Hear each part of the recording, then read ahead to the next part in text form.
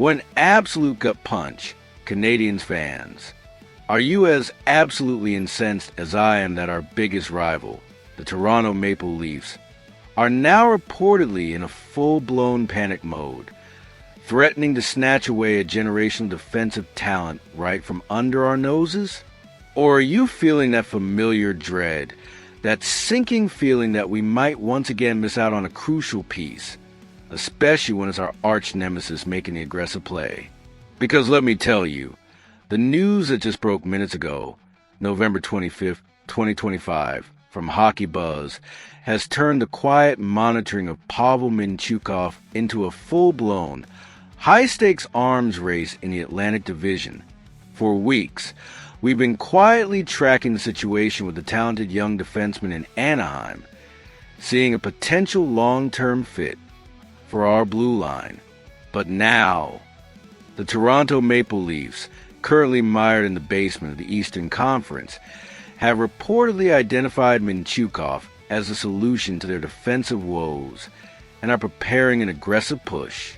For General Manager Kent Hughes, the game has changed. What was once a patient negotiation with the Anaheim Ducks has now become a desperate battle against a rival willing to take enormous risks to salvage their disastrous season. If the Canadiens want to add the 10th overall pick from the 2022 draft to our core, we'll have to outbid a Toronto team that's clearly in full-blown panic mode. To truly grasp the threat, Habs fans need to understand the sheer desperation gripping our rival. The news paints a grim picture in Toronto. After taking the eventual Stanley Cup champions to 7 games last year, things have completely gone off the rails.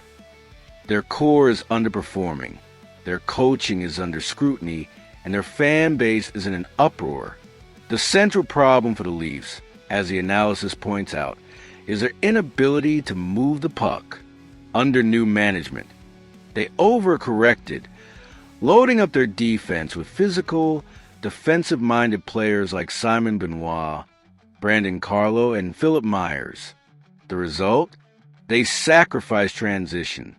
As the analysis notes, it's a style that can work, but only if the defensemen still possess the ability to get the puck on the sticks of the forwards.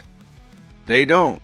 Toronto sees a 22-year-old Russian as the antidote to their stagnation.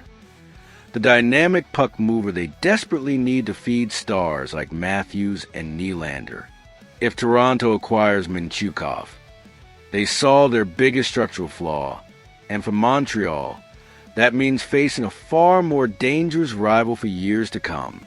Regardless of Toronto's interest, Pavel Mintyukov remains a premium target for the Canadiens. The detailed scouting report in the article reinforces exactly why he's so coveted.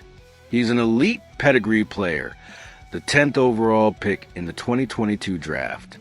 At just 22 years old, he already has 150 NHL games under his belt, with 9 goals and 41 assists. His offensive instincts are exactly what we need.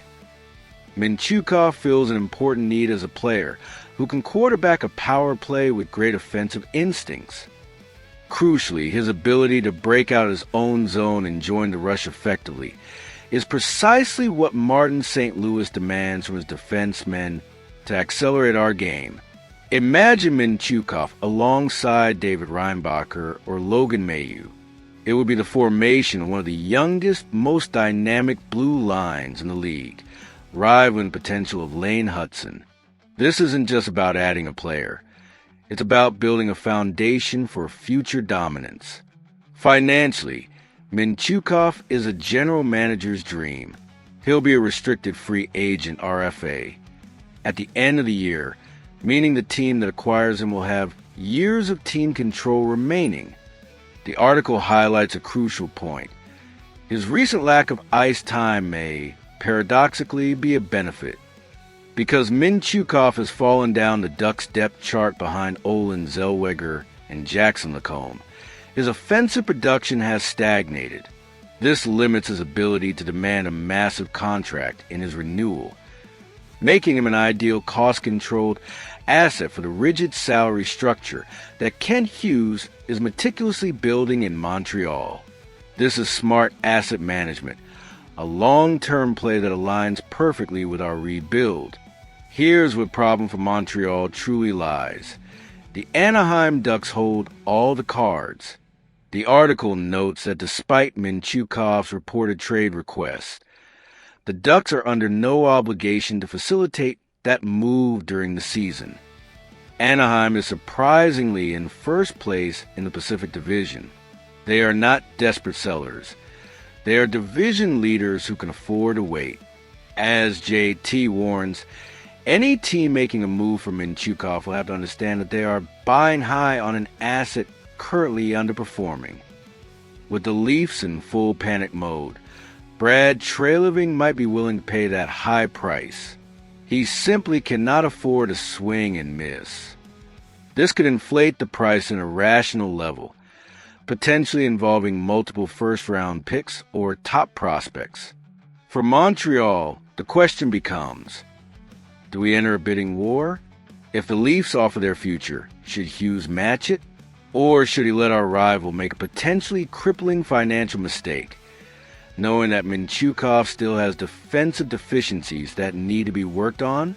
It's a high-stakes poker game, and the chips are flying. The article accurately classifies this potential trade as the definition of a high-risk, high-reward opportunity. The risk is real. Minchukov has struggled in his own zone, a skill highly valued by conservative coaches. Throwing a 22-year-old into the fire to solve structural problems in the middle of a season is a huge gamble. But the reward? If he reaches his ceiling, he's a number 1 or number 2 defenseman for a decade. For the Canadiens, this acquisition makes more sense from a developmental standpoint.